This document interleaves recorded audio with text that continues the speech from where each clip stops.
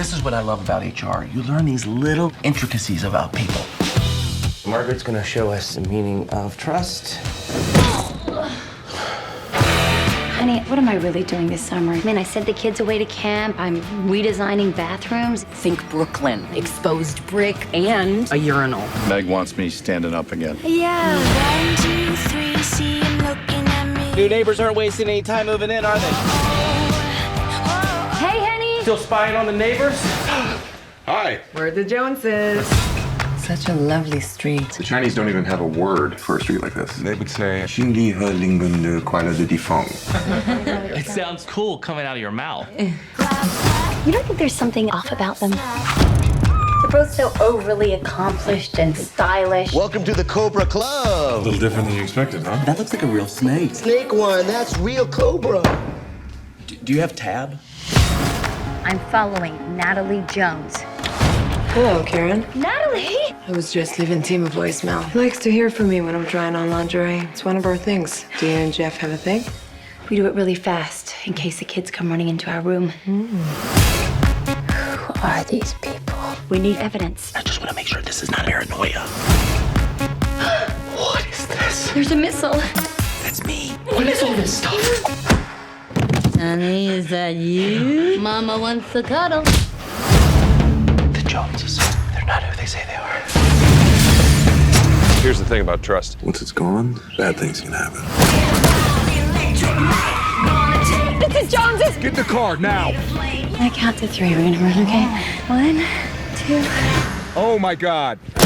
You can't be serious. I was making a head start on your wife. Hello, sweetie. No, the cookies are for both of you. We'll just split the last one. Just split the cookie! Split the cookie! This tie has been fitted with a miniature surveillance mic. It's completely undetectable. Help! Help! Whoa, whoa, whoa, wait! We don't get out very often, so we really like to make the most of it. Hello. Jon Hamm, everybody. Jon Hamm is here. Thank you for helping me build AOL today. We've done it. We've done it. Here it is. We're building it. It's built. John, thanks so much for being here. Thank you. Congratulations on the movie, man. Which really, one? Really funny. Oh, yes. No, it is very funny. I'm very proud of it. It's myself and my old buddy Zach Galifianakis. When did you guys become buddies? I met Zach when I first moved. Is this really? Am I talking really loud, or is it just me? I met Zach when I moved to LA. I came out to LA after college in like 1995, and around that time I started going to comedy clubs because it was the least expensive thing you could do in LA. And I knew a couple like cool places to go, or I'd heard of a couple cool places to go. And around that time, comedians like Zach and Sarah Silverman and Patton Oswalt, who's also in the film, and Doug Benson and the guys from Mr. Show and Tenacious D and just all these cool comics or people I thought were cool. The best. They're old, you guys. Mr. But Show is too old for people. That makes me sad. but it was at this place called Largo on Monday nights, and it would have this crazy lineup, and it was $5, so it was inexpensive, and that's where I first saw Zach, and around that time, 1996, 97, something around there, we just started hanging out and being buds, and it only took 20 years, and we got to work together. Did you ever perform comedy around that time at Oh, Largo, God, no. Were you just a fan? No, You've become very well known for being extremely funny on things like SNL. never on purpose, though. I'm smart enough to know that it's funny or that it's smart to stand next to funny people, and then sometimes people think you're funny. But no, I could never do stand up. It's too terrifying. And I have the utmost respect for people who can, because it's a seriously disciplined talent. It's not something that you can sort of pop into every now and then. People think you can just do that, and then all of a sudden, they're known as terribly unfunny comics. But yeah, so it's tricky. So Zach is in this movie. Was that what got you to sign on, or did you sort of get Zach to sign on? I know Greg Mottola directed it, who's awesome. And I had worked with Greg before. I knew Greg a little bit. I did a movie called Clear History with that Greg directed with Larry David, and I went to the project kind of just coalesced, and we all kind of came on board at the same time. And when Isla and Gal joined, we were like, oh, this could be like really fun. And the majority of the film takes place with the four of us. So the fact that there's really easy, good chemistry between all four of us, number one, it made for a really fun shoot. But number two, it made, I think, it made the kind of the relationships in the movie between the characters really actually work. So the four of you look like you're having a really great time on set. And I'll say the thing that I really loved about your performance and your character is that you find this line between where he's sort of like a suave assassin and where everything else is kind of a question for him. Because he's in love and he shouldn't be in love and he shouldn't be wanting to make friends. So he has these kind of cracks in the facade that he's created around himself. You know, we kind of talked about it when we were going through the script and sort of like, what's the thing going to be about this movie? And we thought, you know, there's a little bit of room to play with this idea of the unquiet spy, or the guy who's just a little like kind of like bummed out. I mean, he's really good at his job and he knows how to kill people and all that awesome stuff, but he just like, he's kind of bummed out. Like, is that all there is?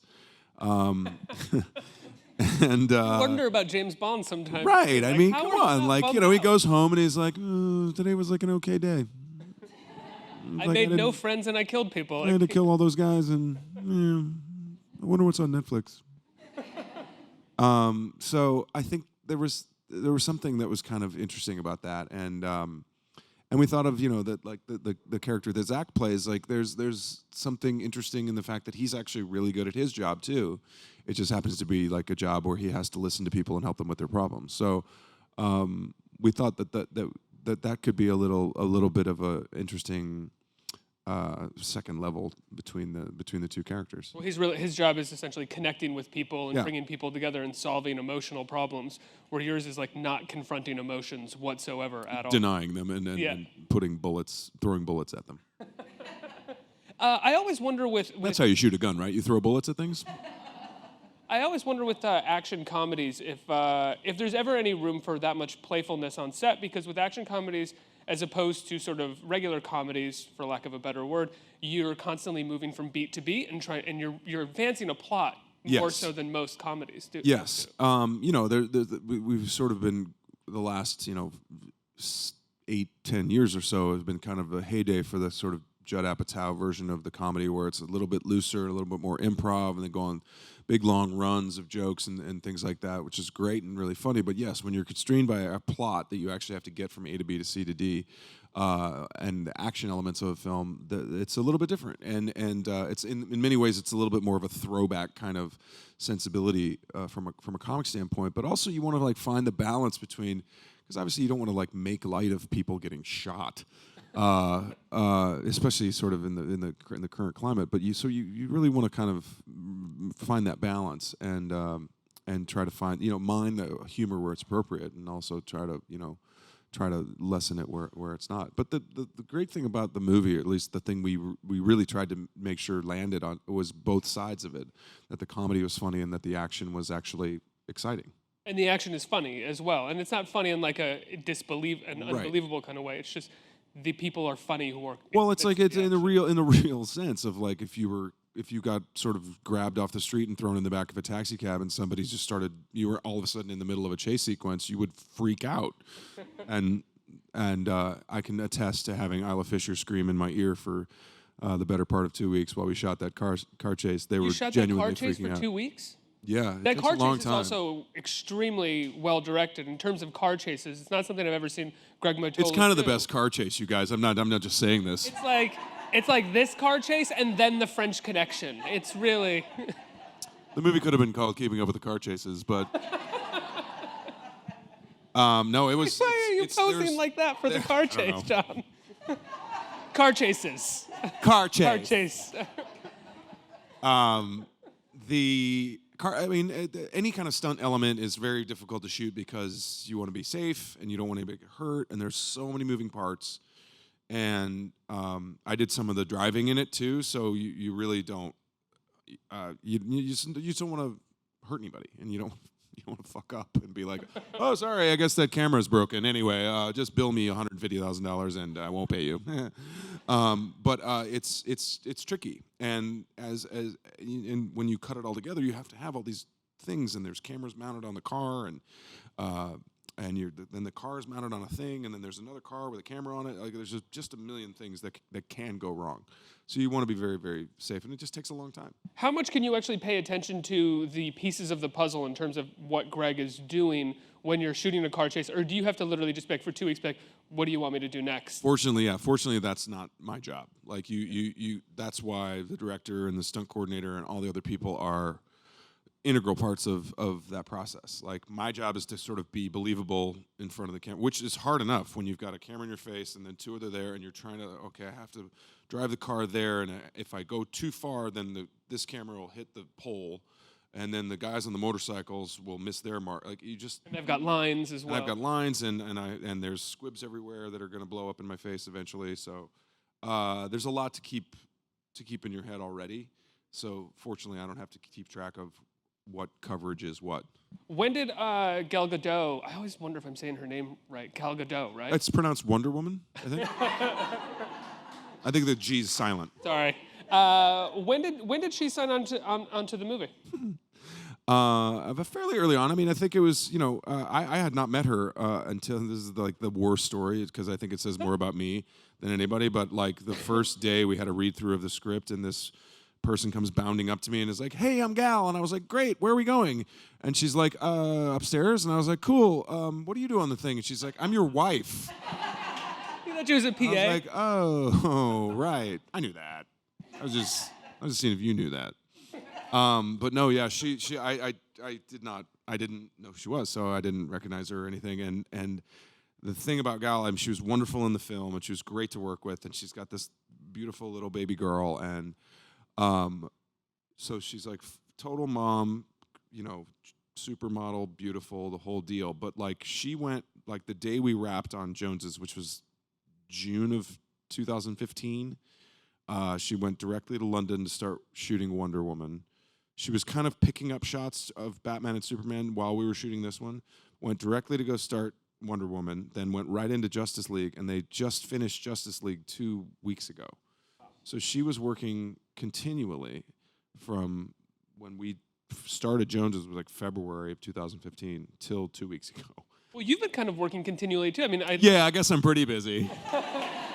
I mean, I looked at your IMDb to do like the most bare amount of research possible when I'm interviewing, and you have like outside of this, you have like 4 or 5 other movies on their way out that are in post-production. So you've been shooting some back-to-back projects, right? I've been trying to stay busy. But it's I mean, that's that's kind of the life. And when you're young and dumb and struggling in Hollywood, you think like, oh man, I hope I get to work one day. And then when you actually get to do it, it's exciting. And when you don't have the regular kind of schedule of a TV thing, then filling in other projects becomes challenging in a different way.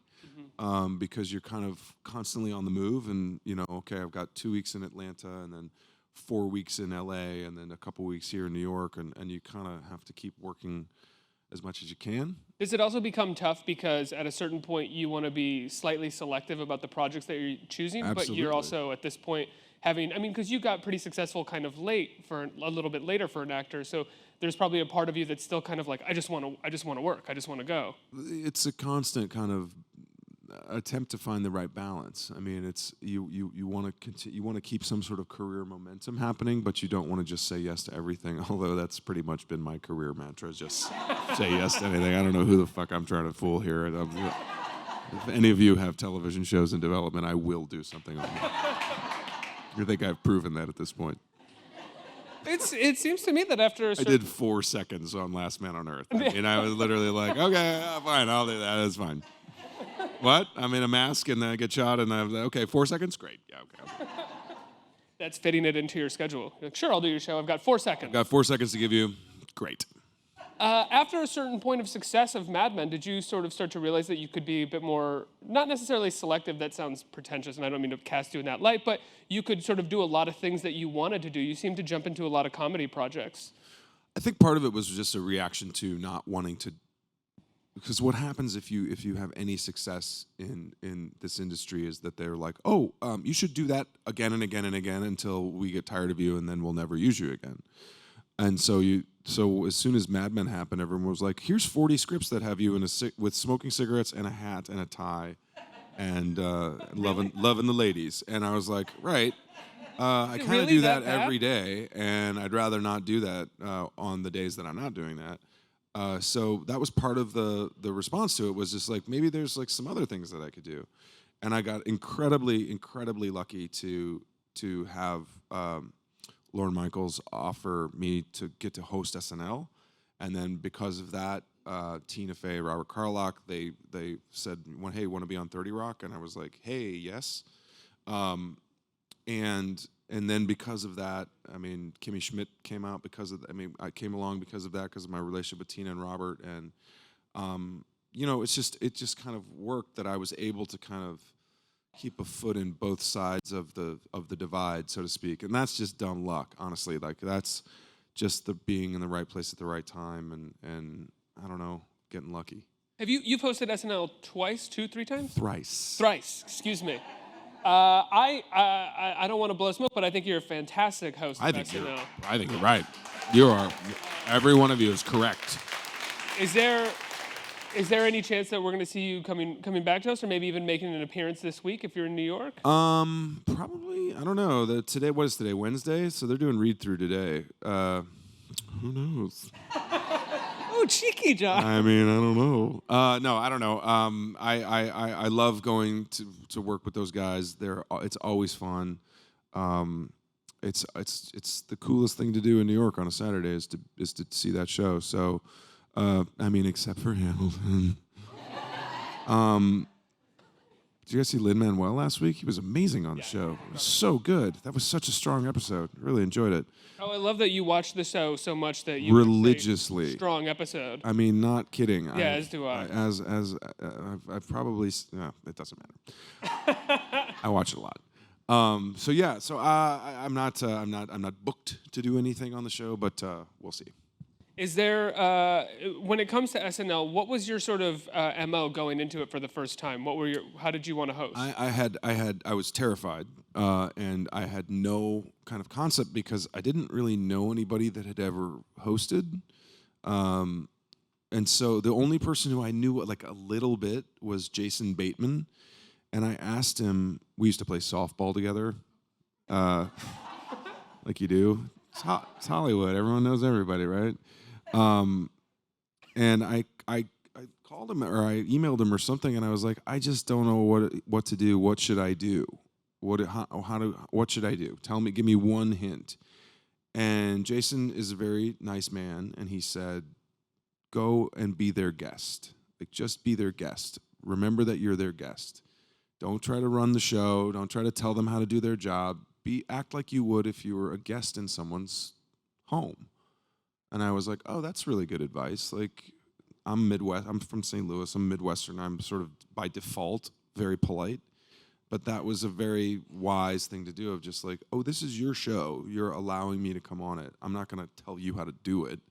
You guys have done it for 30 some odd years. I found that to be very helpful. Did that change at all come third time that you showed up to host? Third time. I was like, you guys, come on. Let's do this. Boom, boom, boom. Run it around. What are we doing? No, I did not at all. You directed a couple episodes of Mad Men while you were there. What prompted you to direct the show, and do you think you'll direct again afterwards? They had asked me, I think, after the third season, if I wanted to direct, and I said no, because I wasn't in a place where I felt like I could do both of them without one of them being suffering in quality, meaning acting and directing. And then by the time I started directing in season 5, my first one I directed, and then I did one in season 5 and one in season 6.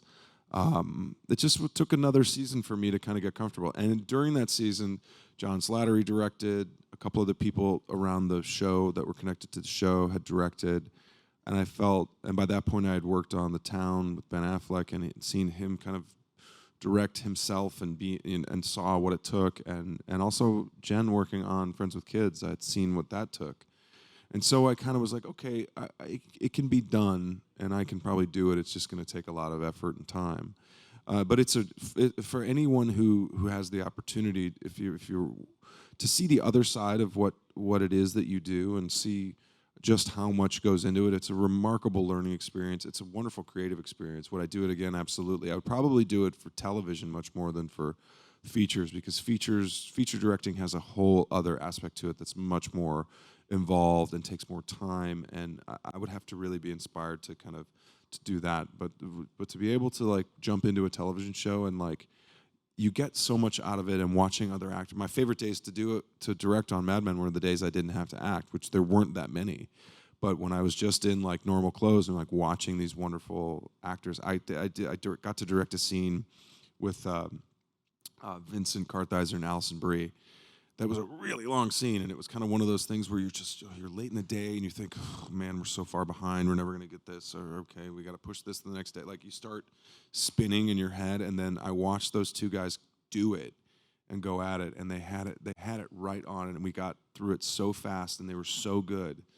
And I was able to just say, okay, do it a little this way, do it a little that way, and they would just do it, and I was like, this is so great, this is so fun.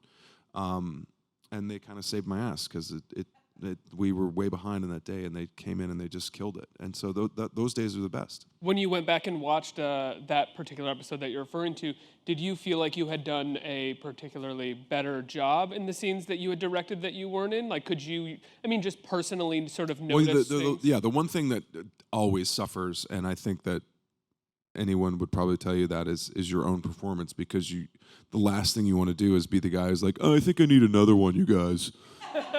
I didn't really nail that, so I'm gonna try that 5 more times. You guys just wait around while I figure this out. So you kind of want to just, all right, turn our cameras on me and let's do 2 takes and we'll get out of here. So sometimes you're like, kind of wish I had another shot at that one. Bob Odenkirk used to talk about that with Mr. Show all the time, that he was always sort of, he didn't like any of his performances in that show because he was such a producer that he felt like he could see himself on camera going, that light over there is just not particularly like right while he's acting. There's definitely a lot of that too. Bob's attention to detail is probably a little different than mine, but it's there's something to be said for that, and it's tricky. Now, you had 2 weeks of car chases in this movie. I have to ask, it's in post-production right now, but you're in Edgar Wright's Baby Driver, which is a car chase movie. Yes.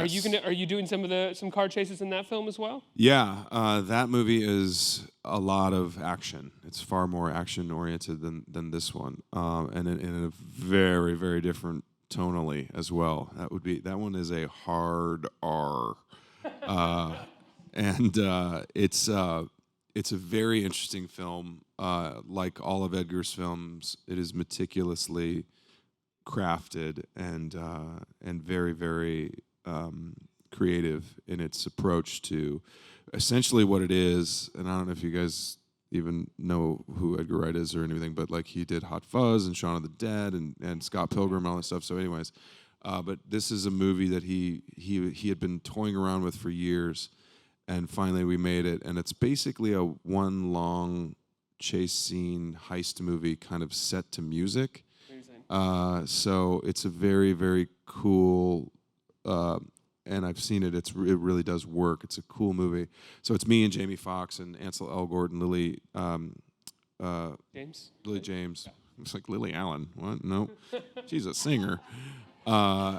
Lily James, Kevin Spacey, Jamie Foxx, myself. It's a really cool cast, and it's a really cool movie. So that one will come out at some point. But yeah, the chase scenes are hard, and scary, and there's a lot of things that can go wrong. Is that one thing that you saw them directing that, and you're like, I'm not going to direct chase scenes? I don't know how. I mean, you know how they do it. Like they plan them all out with literally with like little Matchbox cars. They're like, okay, and then you're gonna go like this, and then he's gonna go, and you're like, and they kind of figure it all out that way, like little kids. It's really cool. Let's open it up to the audience for some questions. Let's not. I mean, okay. Sorry. Hey, what was one of your favorite memories when you were filming 30 Rock? Here's a very interesting story that I don't know if anybody has ever heard about shooting 30 Rock. The day Sully Sullenberger landed the plane in the Hudson River, we were shooting on the Upper West Side, and we had just broken for lunch, and Tina and I get in a van, and we're driving west on whatever street, and we were like, that plane seems pretty low. And we were like, so what just happened? I guess we'll go eat lunch, but I'm sure if it was anything bad, we'll hear about it, right? And we all went to lunch and came back from lunch. It was like, they just landed a plane in the river, right? Anyways, and it was also the day they got picked up for, I think, a 4th season. So everyone was like, the plane didn't crash. Yay. Also, we got picked up for a 4th season. Yay. I was like, also, I'm a guest star. Yay. What are your thoughts on Tina's sort of love to kind of make fun of your handsomeness with the characters that she creates? I'm just glad she's stopped cutting things off of me. By that, I was like, I got both my hands cut off, and then one of them replaced in the live show, and then I think cut off again. I don't know. I'm just happy that they asked me to keep coming back. Next question. Hi, how's it going? So you had mentioned Gal's gonna be playing Wonder Woman. Did she help you out with any of the action scenes in his movie? And would you reconsider playing any superheroes in any of the Marvel movies? Well, they're all kind of taken up, aren't they? Did you say reconsider? Yeah, I don't know. Was I offered one? I gotta call my agent. What do you know that I don't? Did Gal help with any of the action sequence? No. She's very capable and knows what she's doing. But she wasn't sort of like directing us in any way, shape, or form. The scary thing about Gal is she travels everywhere in that goddamn invisible jet, and you're just like, that is not very environmentally responsible. You should get a real jet if you're gonna get one. Like the Marvel movies are amazing. They really are, and I have a lot of friends that are in them, and that really do enjoy being in them. And it's a commitment, because you're not just doing whatever the one is. You're doing all the ones that they're kind of tangentially attached to, and so you really got to kind of plan out for those things. But is there a superhero whose like power is kind of being kind of cranky, like neighbor guy who just like, get off my lawn, like Clint Eastwood in Gran Torino. Like his power is curmudgeonliness. Probably not, right? I will say in this film, you and Gal are fantastic in the action sequences, and as funny and wonderful as I thought the film was, there were moments in it where I was thinking I could just watch the two of them in like a Mr. and Mrs. Smith styled action movie. It is really fun to do, I have to say. Like when you talk about like being a little kid and thinking like you're gonna be an actor someday or whatever, you think like those are the things you think about doing, like sliding a car onto the mark and pulling a gun out and jumping out a thing and running around a deal and jumping into a pool. Like, all that shit's pretty fun. We're going to take our final question from an online viewer. So Madison would like to know, what still stays with you from Don Draper and the Mad Men experience? First of all, Madison, thank you. Thank you for being online and attentive. And thank you for being the capital of Wisconsin.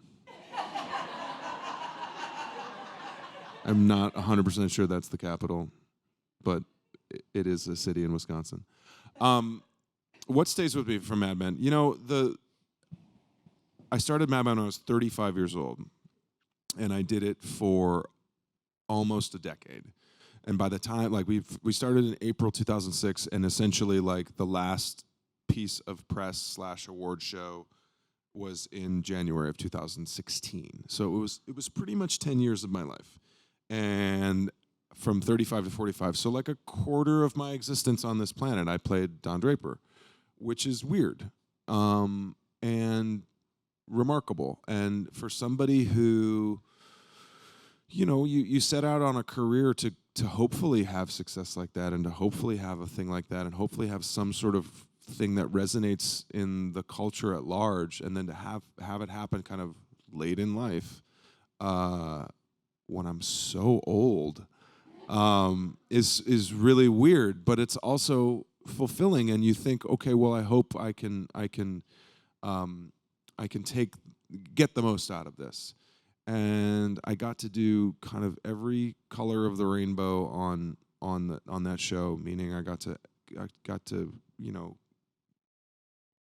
do so many wonderful scenes with so many wonderful actors and guest stars and regulars, and you know, from the gamut of emotional experiences, from, you know, joy to absolute devastation, and Don's incredible journey, and to just be in this complete thing. And the fact that it resonated so strongly in the culture was really wonderful. But I guess, like, if I'm looking at the things that stay with me from that show, it's the friendships that I made, and I still have wonderful friends from the show, and it's fun to, like, watch everybody's career as it goes along. Hopefully, I'll get a chance to see John Slattery's play on Broadway, which is coming up here, and you know, kind of keep in touch with everyone. It's really nice. It's nice to make friends. Make friends, you guys. That's what I'll leave you with. I have to say, since you said 35, I'd like to apologize for saying late in life on the success. Very late in life, you guys. 35 is like almost dead. Jon, thank you so much for being here. Keeping Up with the Joneses, October 21st, right? Thank you for having me. October 21st. October 21st. A week from Friday. Jon Hamm, everybody. Woo-hoo. Thank you so much, Jon.